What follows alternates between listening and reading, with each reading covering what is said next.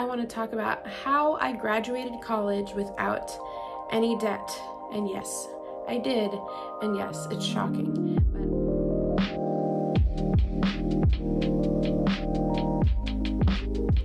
Hi, welcome back to my channel. My name is Cassie Rose, and I'm so thankful that you're here with me today.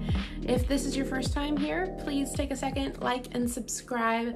But I went to a four-year university, Northwest University, and I graduated this month, June, it's still June. I graduated this month with my BA in Ministry Leadership, and I graduated without any debt. And I am so amazed, shocked, and in awe by that, because I never really thought that that was possible. I didn't think that it was possible to go to college and graduate without a bunch of student loans, to graduate without thousands and thousands of dollars in debt.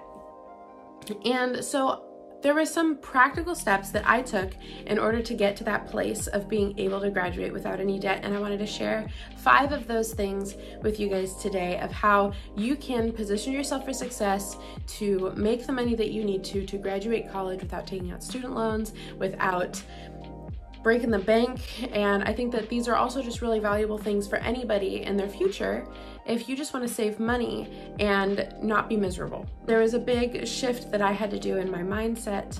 And so today we're going to talk about 5 things that you can do to set yourself up for success and graduate without debt. So let's get into it. Number 1, pay now, play later. This is something that I heard from a couple leaders in my life growing up. It was very valuable to me, and it was something that I have ingrained in my mindset since being a junior in high school even. And so this idea of pay now, play later basically means that there's a time for everything. There is a time for everything on earth. There is a time to pay, there's a time to play, there's a time to enjoy your life, and there's a time to really work hard. So for me, that came into view with college. I was very strategic about everything that I did, just being strategic about how I spent the money that I had. And when I was 16, I got my first job as a nanny. So that is a bonus tip for any of you ladies out there. It is harder for guys to be a nanny, but for you ladies out there, if you want to make bank, you should become a nanny. But the family that I worked for had 2 little boys, and I would drive up to that house every, probably worked 3 days a week, 2 or 3 days a week to start off with. And that family was well off, so they would pay me pretty well. And I just started working. So with that, starting work at 16 years old, I had to start budgeting, which is a huge portion of this. And I can do another video all on budgeting, because that's in and of itself, a big portion of success.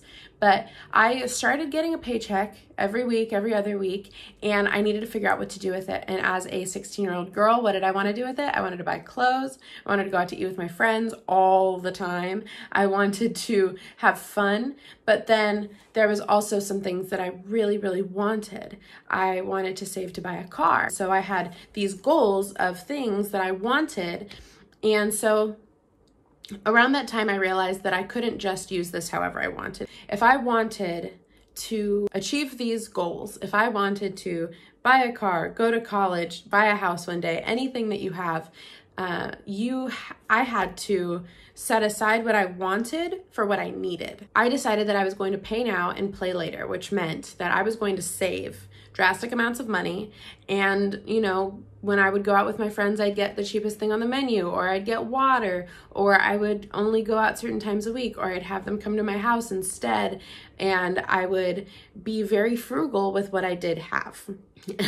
Honestly, most of the time I was like, hey, if you guys want me to go out to eat, y'all should pay for me.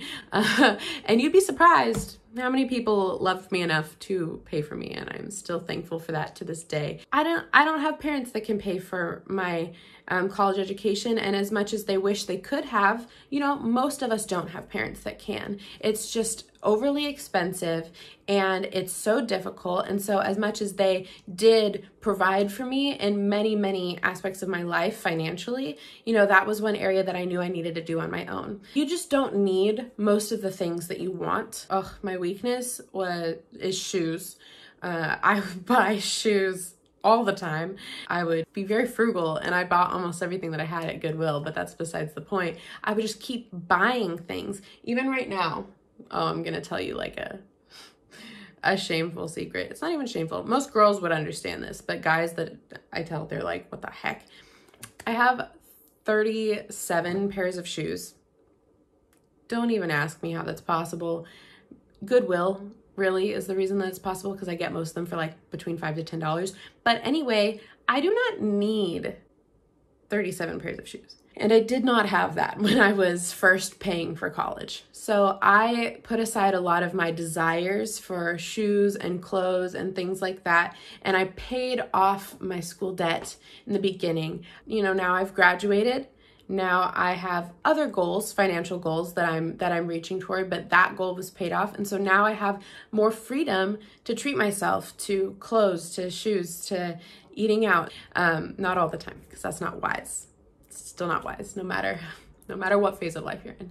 But I paid then, and I can have room to enjoy myself now, rather than having graduated college this month. If I had done it differently, I would have student loans that I'd need to be paying off in 6 or 12 months. They would start accumulating interest. And so I was just very strict with myself for a very long time to say, I don't want to have to deal with this later. And I'm very thankful that I did that later. Number 2, start small. I have worked in a youth ministry for the last 4 years as a leader and talked to a lot of high schoolers, planning college, planning where they want to go, planning 4-year, 2-year community college, where do they want to go? And I say the same thing to every single high school student that I talk to, okay? Do not go to a 4-year university straight out of high school. Unless you have some beautiful sponsor or your parents are making bank or whatever it is, even then, just don't do it. You are going to spend, a 1.5 to 2 years getting your GEs, and they're going to cost you astronomically more at a 4-year than they're going to at a 2-year. So just for some perspective, straight out of high school, I went to a community college in my area for the first year of college. And my dog is moving. Sorry, my dog must be treated like a queen at all times. Thus, she's treated so straight out of high school, I went to a community college in my area, and I first semester got a scholarship. People from my specific high school got a free year at this community college because the schools were right next to each other. And so I took advantage of that. Pause on that for a second because this is important. I got a scholarship because of the school that I went to. And I honestly would not have known that if I had tried to, I had to look for it. You have to look for scholarships and grants and opportunities to pay for your schooling. They don't just appear out of nowhere. You need to find them, and that is important. And so that was one aspect of what I did. I went there for the first semester and it was free. That gave me time to start because I knew that it wasn't going to be free forever. So I took the cheapest option to begin with so that I could really, really save and work super hard. The next year, the school that I wanted to go to, at Northwest University, they had a program at my church. So it wasn't a discounted program. It was actually more expensive, but for what I wanted to do specifically, and this is important for anybody who has a specific career in mind, it gave me work experience and the college degree to go along with that. So I chose this program at my church. That was this 4-year program for this college that I did online. It was more expensive than going to a 4-year university, either at a different price or with more opportunity for scholarships or more opportunity for paying jobs to gain experience where you can save money and work and be in your field at the same time. So I took this option, being able to start small in community college for that 1 year. I just set 1 year aside to save and work really, really hard. I was still getting my education, and that's important. I did not put school on pause, okay? I did not take a gap year. I was still getting my education, but I was getting it in a means that was cheaper so that I had time to save and do what I needed to do. That is step 2, start small. Go to community college. It is a wonderful experience. It was great. And I think that more and more people are learning this now, how beneficial that is, but don't waste the time that you have there, okay? That is valuable, valuable time to plan your classes around your work schedule, to work your butt off, but take advantage of that small time. Step 3, talk to a counselor. Out of the time that I spent at my community college, and even the time that I spent at my 4-year, this is something that I think a lot of people overlook. Number 1, for the educational purposes, when you're in college, coming out of high school, no high school understands how to navigate college. You're not prepared for it. We're not prepared at all for how to look at what classes we need to take, how to look at, what our schedule is supposed to look like.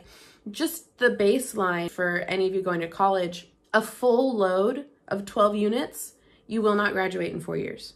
You need above a full load of 15 units every semester to graduate in 4 years, or you need to take winter and summer classes. That is, side note, something you would not know if you didn't talk to a counselor, okay? But aside from that, we as students don't necessarily always know which classes fit into our degree. I had certain classes that I wanted to take at junior college that were going to be cheaper.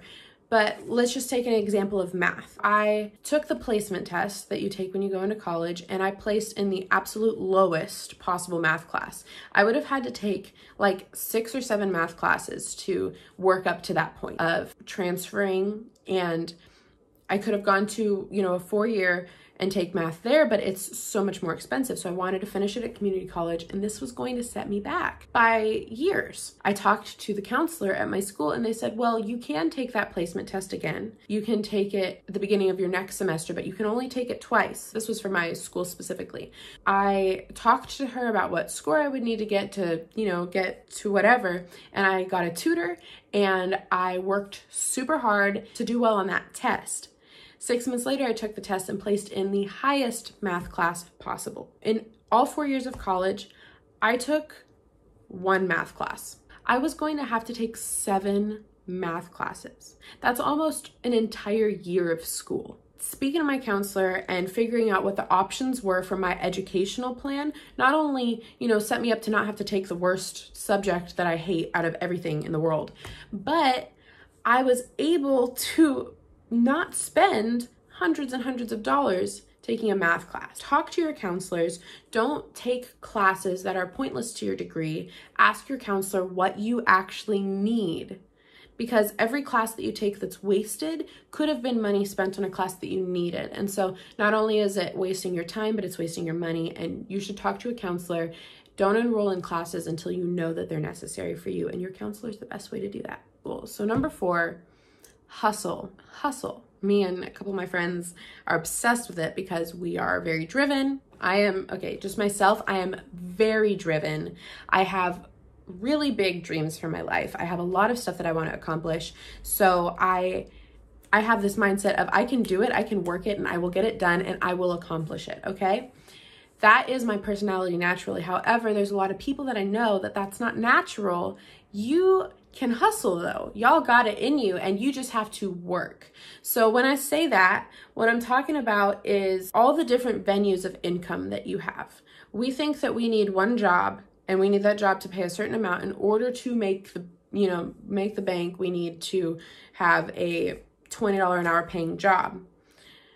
There's a lot more time in the day than one job can offer you. So if we're looking at one job to get us to all of our financial goals, you're missing out on huge venues of income. Find side jobs. Have multiple jobs. I had multiple jobs for the majority of college. As a nanny, I worked for I think the most families I had at one time was like 3, and they all had different schedules of what they needed from me, so it worked out that way. If you're working at Starbucks and if you're working at Pizza My Heart, you know, maybe Pizza My Heart can only offer you 13 hours a week. But they pay pretty well. And maybe Starbucks can also pay pretty well, but they can only offer you so many hours. You combine that together and you could work up to, you know, 30 plus hours a week. Whereas if you're looking at just one job, you're not going to be able to make as much as you could if you opened yourself up to the different possibilities. So that's payroll jobs. Then you move into the other venues of income. You have services, you have goods, okay? This is how our economy works. You have goods and services that you as a person can offer.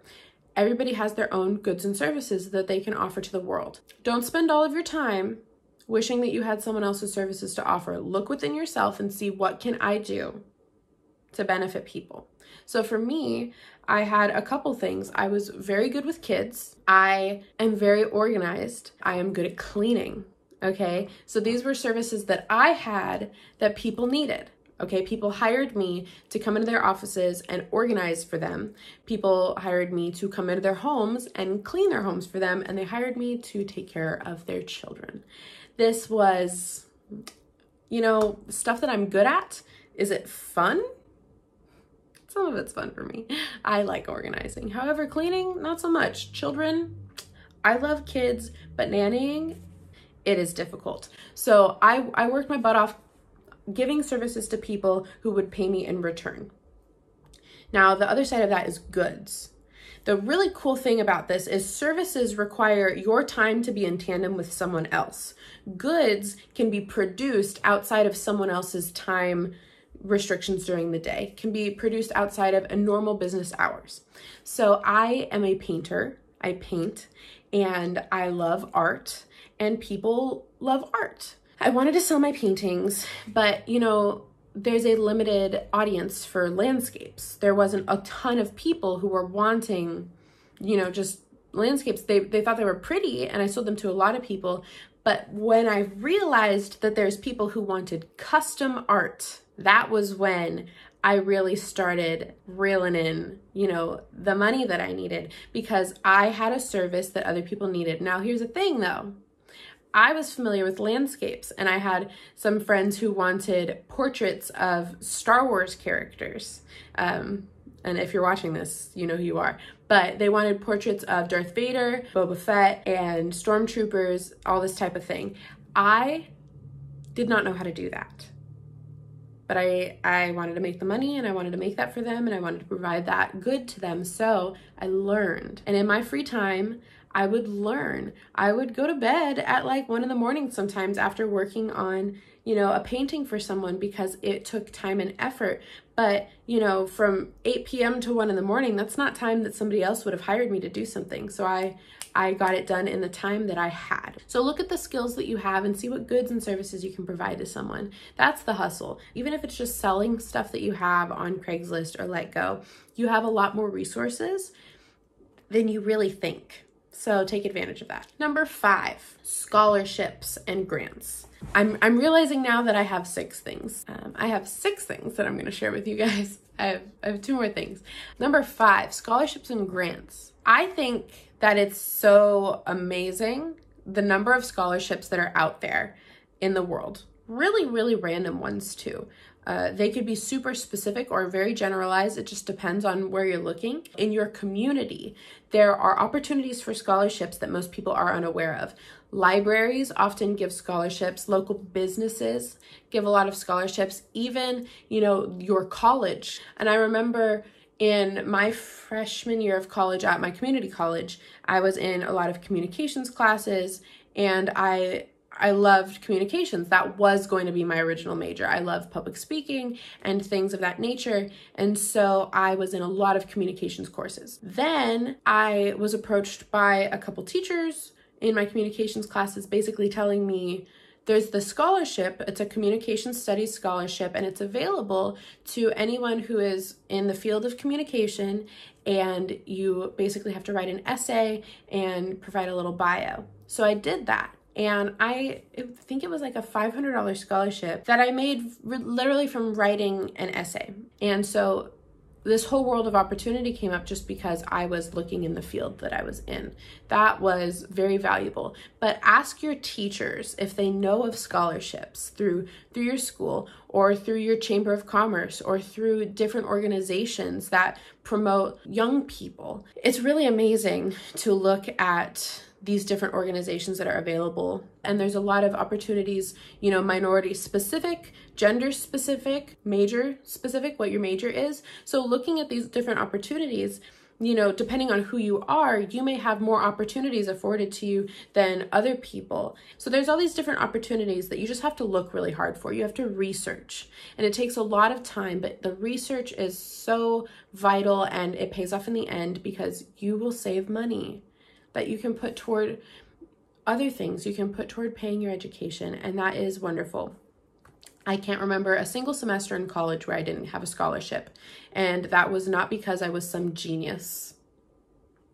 It was not because I was like the standout prodigy. Like, I worked my butt off to find those scholarships, and I made them work for me. Find scholarships, find grants, find free money. There's free money out there, and it's waiting for you. It's got your name on it, so go take it. Last tip, number 6, realize that it's possible. In the Olympics, runners thought that it was impossible to reach a 4-minute mile. They thought that it was physically impossible until someone did it. That was a big deal because not only in the Olympic field did people realize, wow, the human body can go much further, but in the psychological field, it made people realize that our limitations are so ingrained in our minds. They're not even physical limitations. They're not financial limitations. They're mental limitations. And a lot of people have a very difficult relationship with money, especially people that are around my age, Gen Z. I'm a Gen Zer, which means that people in this generation, I think it's people 23 and younger right now. And I think the new generation is forming around people that are 11 right now. However, people in my generation have this financial crisis mindset because we were raised not having a recollection of the world before 9/11, number one. People my age don't know what the world was like before 9/11, so we've been raised in crisis and in terror. And then the financial collapse of 2008. So there's a lot of trauma in people my age with money. And so there's a lot of psychological barriers that we put in front of ourselves to say, I can't accomplish this. I haven't seen it done. I have only seen financial struggle. I have only seen people have financial difficulty, and I can vouch for that. That was how it was with my family. My family had a lot of financial difficulty. A lot of families that I knew around me did as well, and money was this scary mountain to be climbed. And I did not think that it was possible. A lot of people told me that it wasn't possible to pay my way through college on my own because my parents didn't contribute. They wanted to, but you know, that was a psychological barrier. If my parents can't contribute to my education, then what the heck am I gonna do? But I got to this point where I was like, no, I can do this. What's the worst that's going to happen? What, that I save up a bunch each semester and then have, you know, $1,000 that I need to get a loan out on or put on a credit card or whatever that may be? That small amount I can plan. And if I plan to save up all that money before, I can plan how I'm going to pay off that smaller amount of debt. And so there's this ebb and flow that goes throughout your years of college. If you're really working your way and putting in the effort, you know, there's going to be times that you do have a little bit of debt. Maybe you owe someone a little bit of money. Maybe, you know, this other area of your life is suffering. Maybe you don't buy a car, you know, whatever that may be. But that is fine. As long as you don't put the psychological barrier on yourself that says, I can't do this because I've never seen it done, because it's not possible, because you do not know what's possible until you try. You don't. And I can sit here and talk about this because I just graduated. That is so exhilarating, not only for myself, but I want to be able to tell you that it is possible from my own experience. It was not easy. I had to sacrifice a lot, and you will too. But oh my goodness, to pay now and play later, sacrifice it now, and enjoy your life in the future, it is so much more beneficial than you could ever imagine. And I just really want to encourage you that it is possible.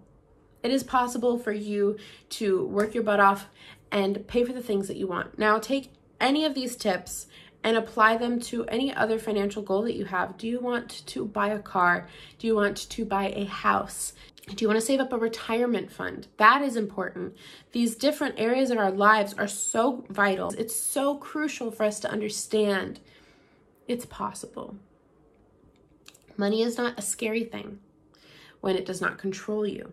So realize that you are in charge of your own money. You are in charge of your finances, and you are in charge of your future, nobody else. Thank you guys for watching today. I am so thankful for every single one of you that watches this video, and I am excited because this is something that I really care about. You know, it's a big part of personal development. Money is a huge topic. And so I hope that you guys enjoyed this. I hope that you got something out of it. Before you go, please like and subscribe. I really would appreciate it if you would just go down there and turn on the notifications.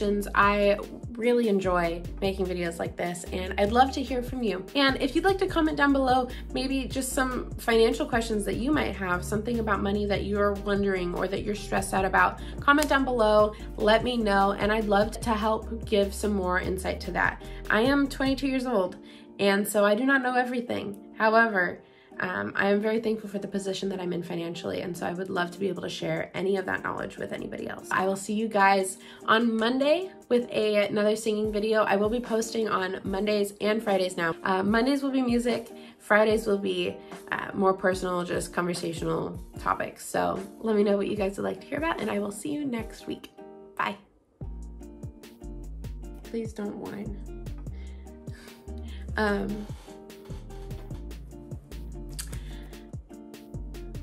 No, just lay down.